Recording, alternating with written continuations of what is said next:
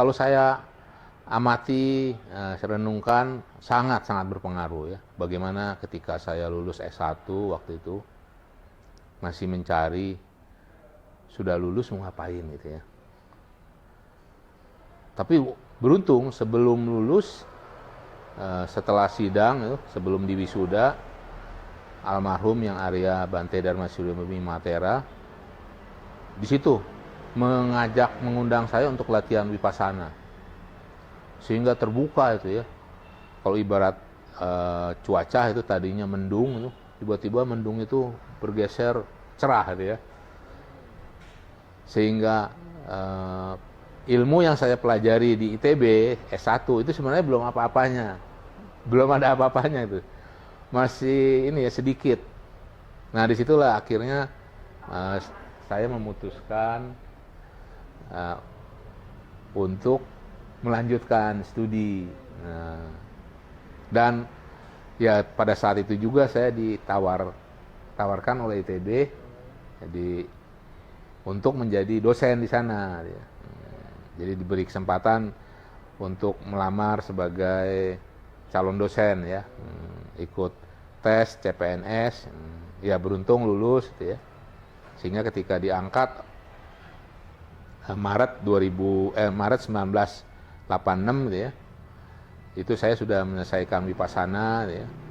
Sehingga dari situ timbul keyakinan bahwa yang saya pelajari di sarjana S1 di ITB itu masih dasar.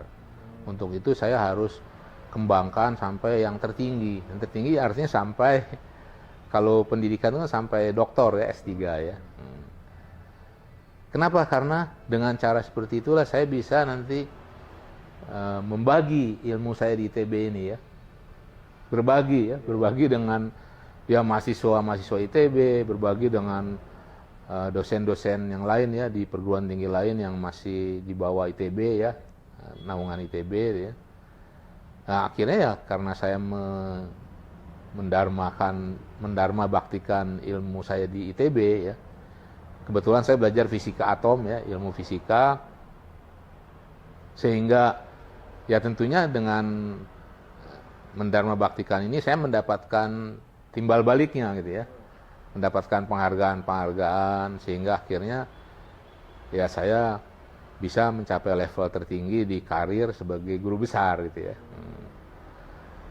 Jadi bukan dengan ini ya, bukan dengan keserakahan, karena banyak orang mengejar jabatan guru besar. Kalau saya ya saya jalani saja. Kalau saya tidak ditawari untuk jabatan guru besar, saya nggak akan mengusulkan. Kebetulan waktu itu oleh dekan pada periode 2017 ya, oleh dekannya Profesor Ahmaloka, saya dipanggil, diminta, sudah kamu Toto ya, susun hasil-hasil karya kamu, usulkan ke guru besar gitu ya. Nah, jadi kalau tidak diminta, diundang seperti itu, bagi saya malu ya. Artinya yang menilai itu kan bukan diri saya ya, harus menilai orang lain ya. Nah itu kan semua ajaran dari Buddha ya. Bagaimana kita tidak boleh sombong kan ya, tidak boleh menyombongkan diri, harus berdana, berbagi gitu kan ya. Nah itu jadi bagaimana kita menjaga sikap kita, perilaku kita, sehingga pimpinan-pimpinan di ITB pada saat itu ya ini ya, legowo ya, meminta saya untuk diusulkan ke guru besar gitu ya. Itu jadi memang sangat sejalan. Dan kalau tidak melalui ajaran Buddha, mungkin kesombongan itu menguasai diri saya ya.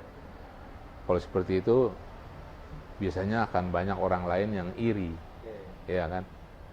Tapi kalau kita diusulkan, kita diminta untuk ke jabatan yang lebih tinggi, kan bukan keinginan saya, bukan ya.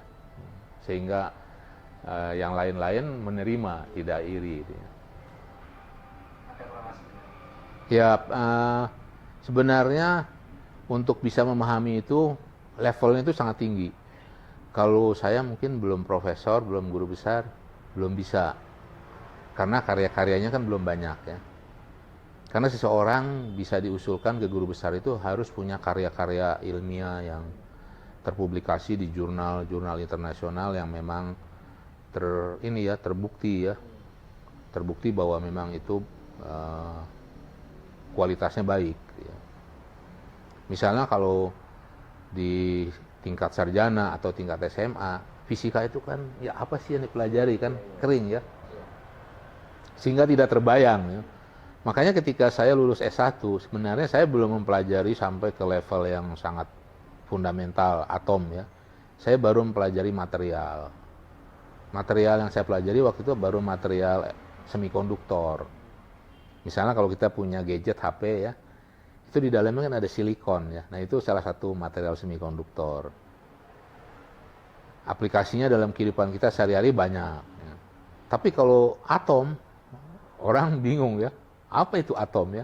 Yang seperti apa? Nggak bisa dilihat kan? Nah itu yang saya pelajari di tingkat S3 doktor ya, di Australia. Nah dari situlah terkuak ya, bahwa ternyata material itu ada lagi yang lebih kecil di dalamnya, atom. Ternyata sekarang ya dengan perkembangan ilmu pengetahuan dan teknologi, karena saya terus mengikuti ya, melakukan penelitian terkait itu, di dalam atom itu ada lagi partikel zat gitu yang lebih kecil lagi. Nah kalau dengan ajaran Buddha itu kan artinya bahwa segala sesuatu itu kan tidak ada yang kekal ya, selalu berubah, dan akhirnya kan tidak ada inti yang kekal kan. Jadi ternyata di dalam atom itu ada inti atom ya, sesuai dengan seperti ajaran di Buddha ya, ada inti, tapi ternyata inti itu nggak kekal kan, nggak ada apa-apa yang kosong. Sama di fisika juga gitu. Di dalam atom ada inti atom, di dalam inti atom ada proton dan neutron. Ternyata proton dan neutron ini juga di dalamnya masih ada lagi. Bukan itu yang paling kecil. Padahal waktu saya pelajari di SMA, proton dan neutron itu adalah sesuatu yang paling kecil kan. Ternyata ketika saya mempelajari di S3, di dalam proton itu ada lagi partikel quark namanya. Lebih kecil lagi. Neutron juga. Sehingga proton neutron ini bukan partikel yang paling kecil, bukan. Nah akhirnya ditemukanlah bahwa partikel yang paling kecil itu adalah partikel yang masanya sangat besar sekali, yang kemudian disebut sebagai cikal bakalnya kehidupan ini di alam semesta. Kalau di ilmu pengetahuan itu dikenal bahwa ketika terjadi ledakan yang sangat dahsyat di awal, yang disebutnya sebagai Big Bang ya. Nah disitulah terbentuk partikel yang pertama yang paling kecil, yang disebut sebagai partikel Higgs, karena penemunya Higgs ya.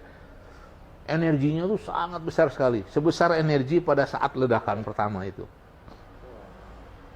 Nah kalau ini dikaitkan dengan ajaran Buddha ya, di Buddha kan kita kenal ada ini ya, waktu yang disebutkan sebagai kalpa ya, kalpa kan ya.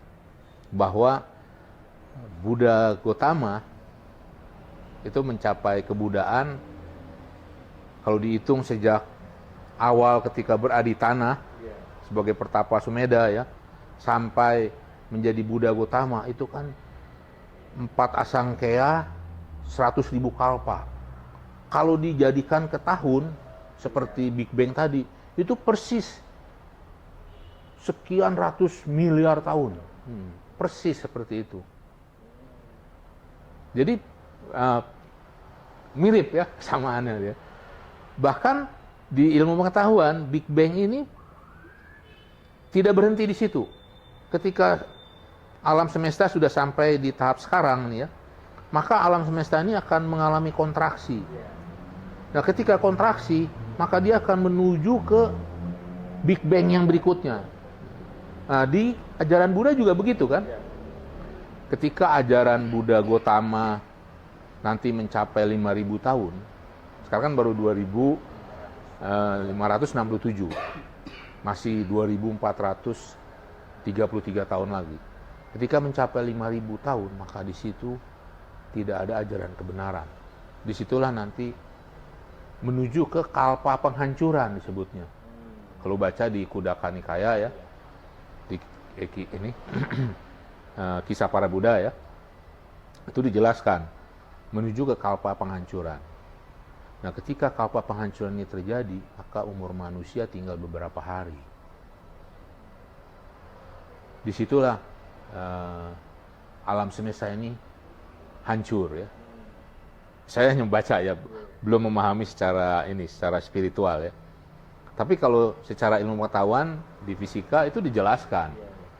Memang alam semesta ini berkontraksi, dia menuju ke Big Bang yang berikutnya. Nah, kalau di ajaran Buddha kan menuju ke kalpa penghancuran.